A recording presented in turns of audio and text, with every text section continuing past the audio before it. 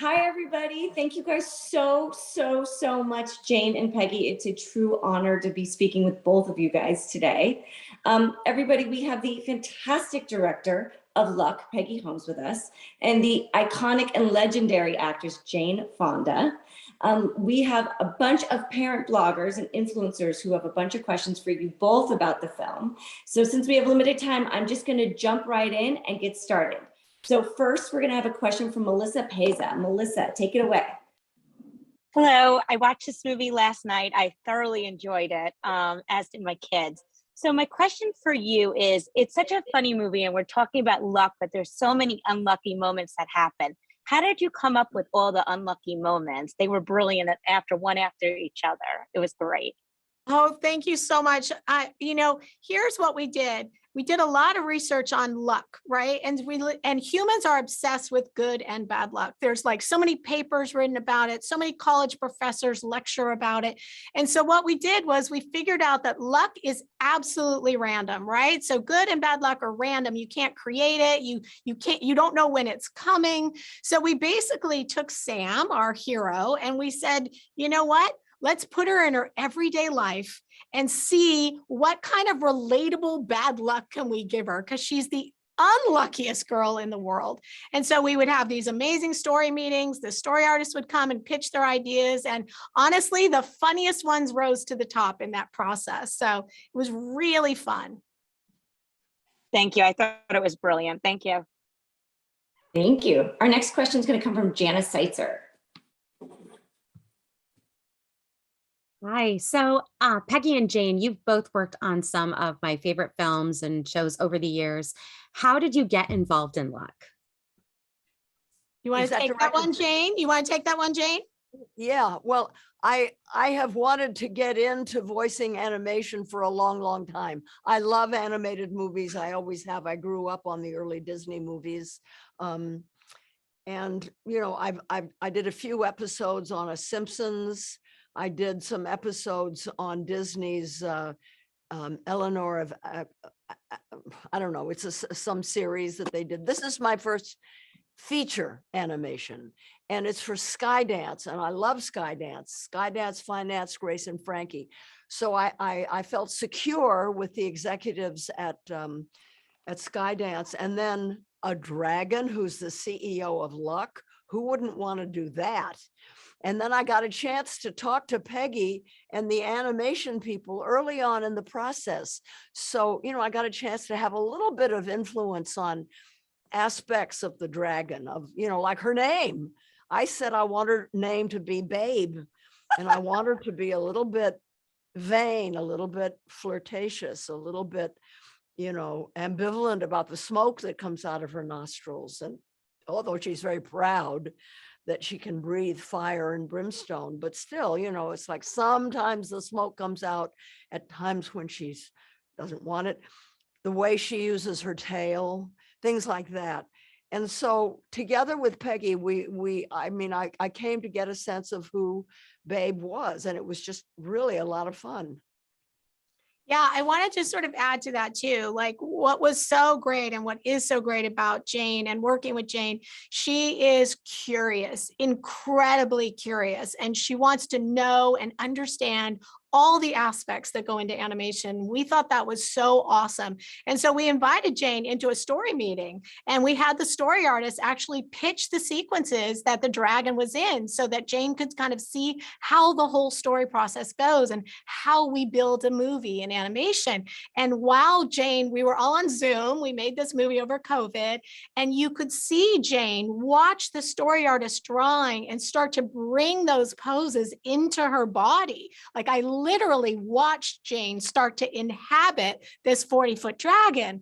And one of the stories Jane just talked about a little bit is Jane had the idea of, what if I use my tail like a giant boa and I take it around my body and put it up here near my shoulder. And we were like, yes, we want to do that. So that's a great, great example of sort of Jane being totally in 100% involved in sort of the creation of her character. We loved it so much. And I just want to say another thing. When I spoke with Jane, Keel and I were lucky enough to sort of talk to Jane about the story. And, you know, Jane was really moved, and I'll never forget this, about this idea that, you know, when you have bad luck in your life, later in life, when you look back, you can see that maybe actually that was the luckiest thing that could have happened to me. And I remember, Jane, you being very moved by that and just saying, that is absolutely true, you know, and if we can tell a story that could help people by sort of seeing that sometimes their bad luck might turn into something good, Jane was all about it. So we were super lucky that she wanted to join. There's a wonderful expression. God doesn't come into us through our successes. God comes into us through our wounds. I think that speaks to the theme of luck. Yeah, for sure. And when you think about luck, guys, all of us as humans, we experience good and bad luck every day in our lives, but it's random. You can't predict it. You can't make it happen. And so I think this idea, when you think about us as humans, we love to share our bad luck stories, right? We love to share like, oh my gosh, I woke up late for work and then this happened and this happened and this happened, because I think we like the idea of we can get through it, right? And so that's the other thing about, you know, this story. We're trying to really inspire people to stay positive, and you can get through it. You can get through it. It's such a great movie. Thank you. Such a good perspective too. I love that quote, Jane. That is, it really, really hammers home. Our next question is going to come from Vina Crownholm. Oh, Vina, you're on mute.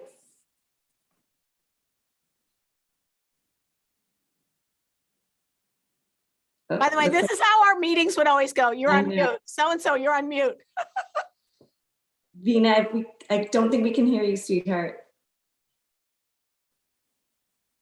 Okay, I'm going to call on somebody else and then we'll come back to you. Our next question is going to come from Christine, Carter, and Kennedy. Thank you, Christina. Loud. Okay, go ahead. Hi, my name is Kennedy and I'm with the Patricios. My question is for Jane. And what was your favorite scene in the movie? My favorite song, thank you. I'm so glad to be talking to young people. My favorite scene in the movie was, I think it's the first time that you see Babe, if I'm not mistaken. She's in her office and she sees Sam, who she thinks is a leprechaun, but a tall leprechaun. I loved that whole scene.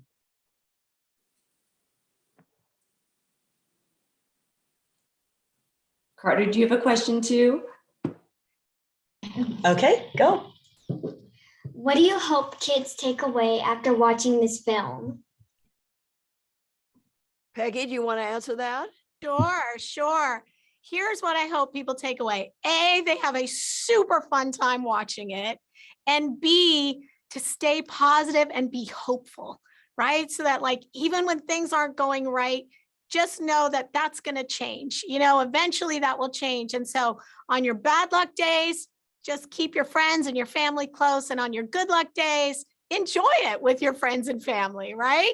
That's really what I hope they take away from the movie. Have you two seen the movie? Oh, yes. So what did you take away from it? What did you take away from it? That luck can be random or it can be good or bad, but bad luck could also be good. Yes. There you go. Yes. Exactly right. It worked. Yeah. Thank you. They're quick learners. Okay, let's try Vina again. Vina, can we hear you now? Oh no, we still can't hear you. Technical glitch. Move on to somebody else. Yeah, so sorry, Vina. Okay, our next question is going to come from Kathy Cupcake. Kathy. Hi, Peggy. Hi, Jane. Thank you so much for being here today. The movie was extraordinary, absolutely extraordinary. So my two questions, one is for Peggy, is if the movie had a mission statement, what would it be? And Jane, what did you find relatable to your character? Peggy, you want to start? Sure, sure. So the mission honestly would be to inspire people to stay hopeful. That would be the mission of the story, right? Sam, despite all her bad luck and real bad luck, right? She's got some real bad luck. And we interviewed these amazing young adults who had been through a very similar situation in life as Sam, who grew up in foster care system, had no family, and they were so hopeful and positive and generous, and they would wish the best for everyone. And we thought, oh my gosh, that's the heart of our story. A girl like that who wishes the best for her little friend Hazel and ultimately gets a family herself, right? So this idea to stay hopeful and to keep going, that would be the motto, I think. And for me, the two things that were the most relatable about the Dragon Babe was she's very flexible. You know, she has her idea in the beginning. Bad luck has to be kept way far away. Don't touch me with it. It's terrible. If bad luck comes here, it will destroy good luck. But she was able to be flexible enough to see that bad luck is actually not so bad all the time, that bad luck can make you stronger. Bad luck can teach you a lot of things, and that there's always bad luck in life, but you have to learn how to handle it. You know, that it's bad luck makes good luck. If there was no bad luck, good luck would make no sense. Just like if there was no silence, noise would make no sense. And so the fact that she's able to accept that. The other thing that I loved about her is that she was so good and loving and respectful to her workers. She's the CEO of Luck, but she loved her workers. She would get down on the factory floor with them and make sure they did their exercises in the morning. And I just like the fact that she treated her workers so well. We loved it. And always, it goes back to what I tell my kiddo, you know, energy is motion, and it's emotion in you've got to, it's not how you react. You've got to make sure that you're reacting to things positively. And even if it's good or bad, you just have to, you know, find the good in everything. So thank you, you guys. I appreciate it. Thank you. Okay, we're gonna try Vina one more time. If not, I have her question. We thought we got the technical glitch fixed. Hello. Yay! So more than, I mean, I love the movie, and I'm a big believer in good and bad luck, because you can't appreciate good luck without having some bad times.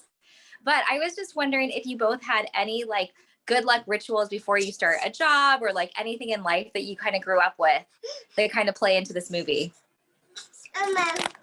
Oh, Is that for Jane? yeah, go ahead, Jane. Yeah. Okay. Well, I didn't grow up with it because I had to develop it as I went through life, because I had a lot of bad luck.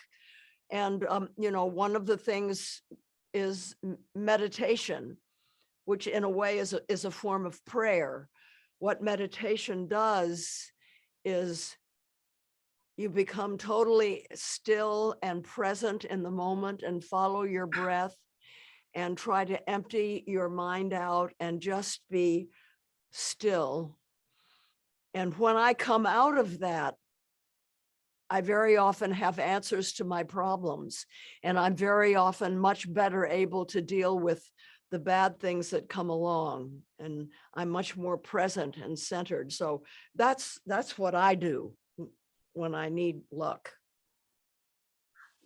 Great. That's great. And I will say, like, I think it's an interesting question, because as we did research on sort of good and bad luck, you know, one thing we were careful to do is to kind of weed out superstition, right? Because superstition isn't, and also weed out kind of, you know, religion or spirituality, because luck is random. You can't see when it's coming, right? And you can't predict whether you're going to have a good or bad luck. But I will say, you know, one of the things I've said, I don't want to embarrass Jane here, but I think one of the luckiest things that happened for us on the movie was the cast that we got. We were so lucky that everyone sort of believed in the story and wanted to come along to sort of tell this positive story, right? So we're super lucky about that. As far as rituals go, I would say I actually try not to do do any rituals because I think that's bad luck. I think it's like bad luck to rely on any sort of ritual. So I would say that's my ritual. And as far as bad luck goes, I do think bad luck comes in threes. That does seem to happen, even though it's random and it's not supposed to come in threes. It does feel like bad luck brings a little more bad luck. I would say that feels like it's true. Thank you guys so much. Our next question is going to come from Megan Cooper. Hey there, this question is for Jane. When Babe talks about women of stature, I couldn't help but think beyond the height and the CEO and think about all of the amazing things that you've achieved in your career and the charity work that you do through GCAPP here in Georgia. So do you feel that this is something that kind of brought you to the role of Babe the Dragon?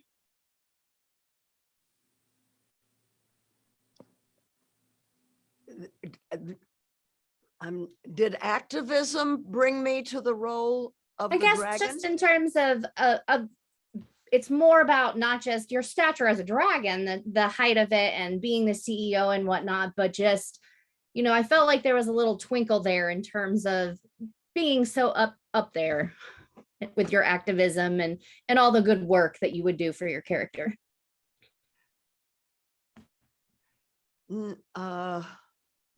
I don't think there was a relationship.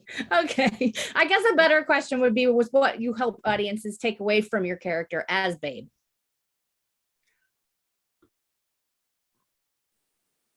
Her ability to let go of previous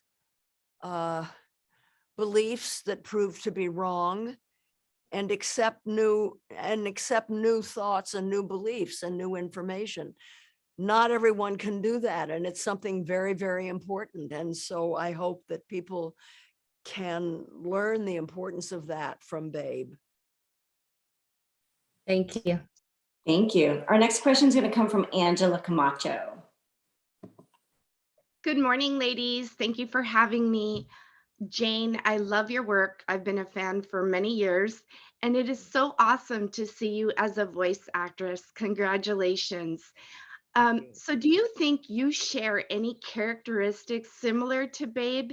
And if so, what are they?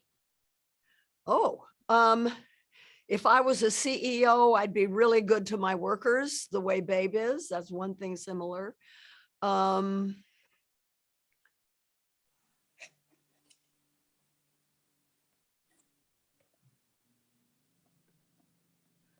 Being a romantic.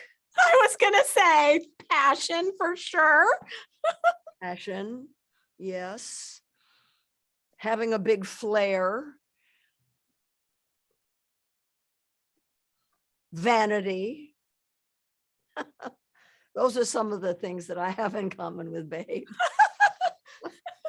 I love it. I love that your own personal personality came and showed through this character. Congratulations. Thank you so much.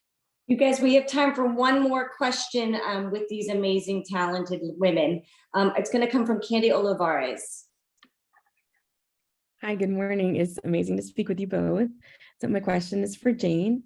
Jane, when you were, you've spoken a lot about the setup for the character. Before you started filming, since you did so much work on the back end with Peggy, how did you prepare for Babe the Dragon? Beyond my conversations with Peggy, I didn't, frankly. I didn't. I just went into the recording studio and tried not to hit the mic and tried not to get carried away so that I wasn't talking into the mic. I did that a lot. I tend to get very carried away. And then, Peggy is a fantastic director. And so I listened to Peggy and was very grateful for her help. Yeah, and let me just add to that, like Jane is so trusting and so willing to try anything. And like I said, she puts the whole character in her body. So when she's talking about not hitting the mic, you know, it's an amazing skill to take all that physical life of a 40-foot dragon and put it in your voice, but you can't move around while we're recording, right? So Jane was really, I mean, this is her first time doing this big of a character in animation, and she took to it like that. But she was definitely like, she put the character in her body, and we felt that in her performance. Like, it's really incredible, and it's an amazing skill to be able to take something that physical and put it all in your voice, right? Because we're not seeing Jane's body while she's doing it. We're only hearing her voice performance. So it was really fantastic to watch. It was amazing. And we had a lot of meetings where she and our writer Keel and myself would sit together and talk about the scenes and talk it all out, so that once we got to the records, Jane knew everything about the moment, and she was really free then at that point to give us an amazing performance. It was an honor to watch her working. She works very, very, You very totally spoiled me. Oh no! Because I'm sure that every situation isn't going to be one where I can talk to the writers and animators and director early on in the process. That was so important and valuable to me. It really, it so helped me, and it probably doesn't happen all the time. Yeah, I mean, I guess you guys know, like, animation, that's what's so awesome about animation, right? I've also worked in live action, but what is so awesome about animation is it's collaborative, right? And you have to take everyone, all the artists, all 500 artists that worked on this movie, and get them all on the same page with the same vision. And each department makes the next version of that scene better. That's what's so exciting about animation, and that's what's so unique about animation, right? It starts with a story sketch that Jane saw. Then we hear Jane's performance, and she has an idea to add this to it, right? And then sort of the animator gets an idea to add this because they heard Jane. And then the layout guy goes, I should put the camera here because of this big moment. And it's like very exciting to sort of build an animated movie. It's really, really fun. Well, thank you. Comes across. Thank you so much. Sorry. Thank you all so much for taking the time. I know I didn't get to all of you, but we have another roundtable with Eva and Flula a little later, and I promise you guys will all get to go first. But thank you to Jane and Peggy for taking the time to speak with us. We all adore this movie, and we hope you all have very good luck in your future. Thank you, guys. Thank you, guys. I'm so teary hearing that. It's so cool. Thank you so much. Thank you, Jane. Thank you, Peggy. Mwah.